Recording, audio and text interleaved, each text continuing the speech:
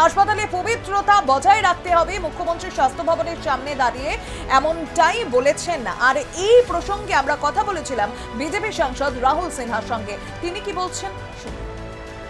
দেখুন, এক তো স্বাস্থ্য ব্যবস্থা এমনিতেই এই রাজ্যের ভঙ্গুর হয়ে পড়েছিল, তারপরে আরজিকরকে কেন্দ্র করে স্বাস্থ্য ভবনের অবস্থা আরো চরমে গিয়েছিল। কারণ গোটা স্বাস্থ্য ভবনটাকে লাগানো হয়েছিল সমস্ত আরজিকরের তথ্য যাতে মুছে ফেলা যায়, সমস্ত কিছু করা যায় তার জন্য।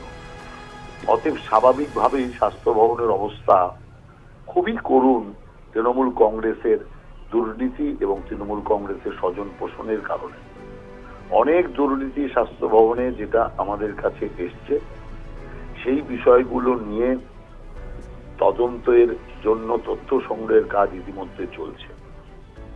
অতএব আপনি জেনে রাখুন, মুখ্যমন্ত্রীর এই যে ভিজিট, এই আচমকা ভিজিট কোনো অমূলক কিছু নন, এটা একদম পুরোপুরি পরিকল্পনা মাফিক স্বাস্থ্য ভবনের স্বাস্থ্য উদ্ধারের কাজ করার জন্যই এই ভিজিট হয়েছে।